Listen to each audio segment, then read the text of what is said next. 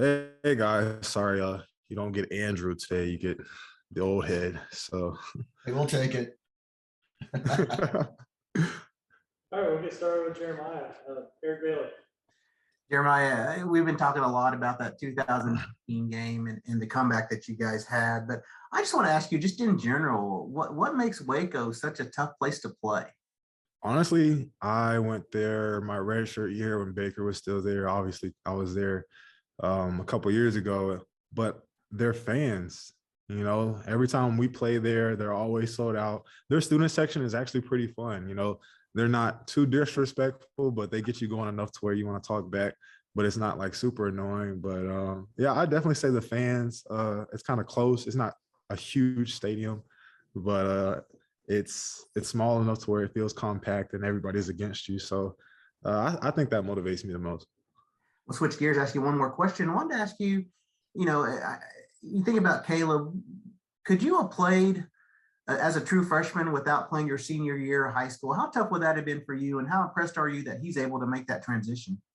Honestly, I couldn't even put myself in Caleb's shoes. My journey was completely different. So there are probably few guys in this world like him. And I think his commitment to having success, even prior to becoming QB1, is what really has led him to have the success that he's had now. So shout out to him and his efforts off the field.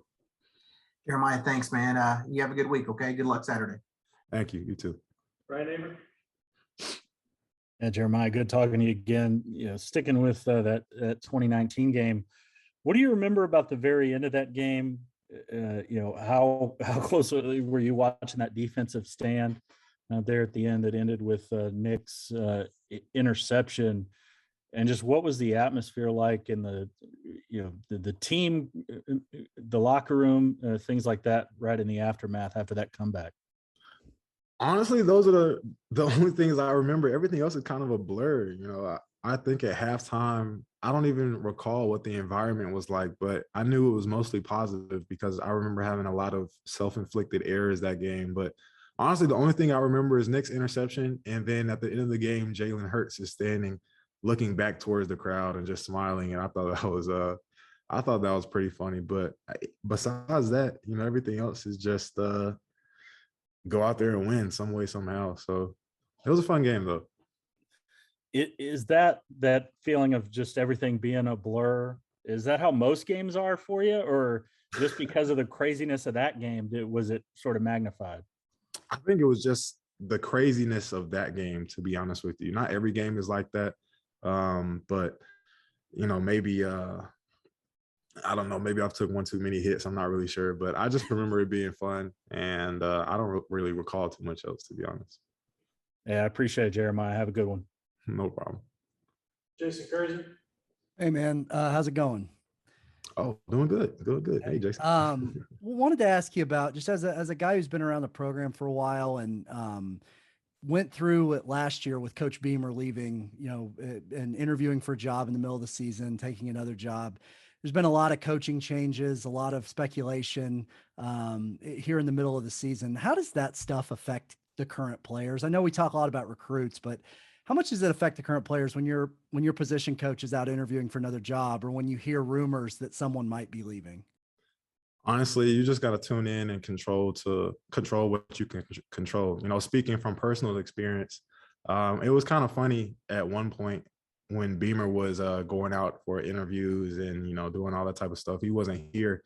And so me and Braden were kind of holding things down. And it was kind of fun because, like, we're the old guys with no coach. And I think we played one game without him. So, but honestly, Coach Riley does a good job of making sure even if somebody isn't there, that everything else is covered. But to answer your question, we don't really think about it, because we have our own jobs to do.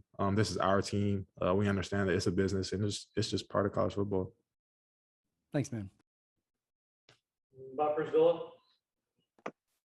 Jeremiah, it's not like Austin and Braden hadn't scored a touchdown before, but how good was it to see those guys back in there against Tech, just in terms of the overall confidence of your position group?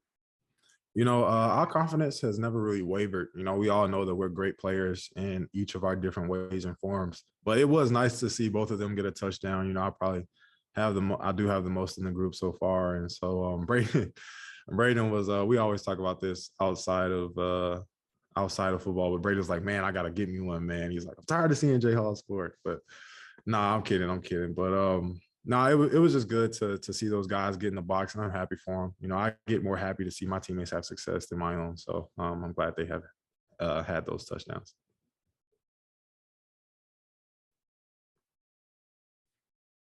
Ryan Chapman. Hey, Jeremiah, I know teams are different year to year, but this is the third time you've prepared for a Jay Veranda defense. Just like from your perspective, what makes it so difficult, even from LSU to Baylor, to score on Aranda's teams? He does a good job of identifying his better players and putting them in positions to have success.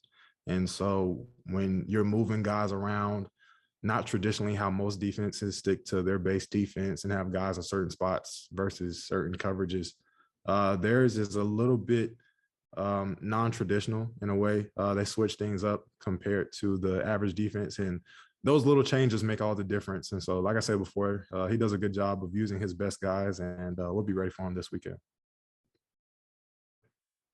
James Hale. Jeremiah, it's always great to talk to you, buddy. I'm curious, teach me some mental side of football here, because these games are always high scoring with Baylor. Yeah. I doubt if it's going to be a 6-3 game. You know what I mean? So, when you guys go into this game, are you guys saying, hey, fellas, we got to put some points on the board? Here we go. We can go into that every single game. In my mind, I still have the mindset of being the number one offense in the country. So if we're not scoring every single drive, then yeah, there's a problem in some way or form to me. But you know what?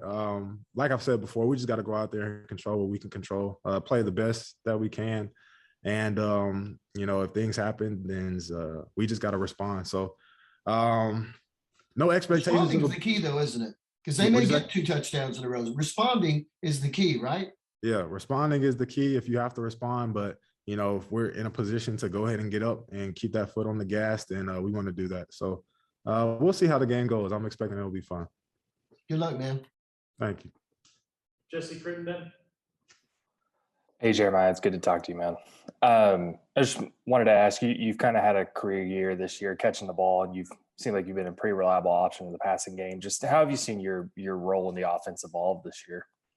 I kind of compare it to high school. My freshman year, I didn't really do much.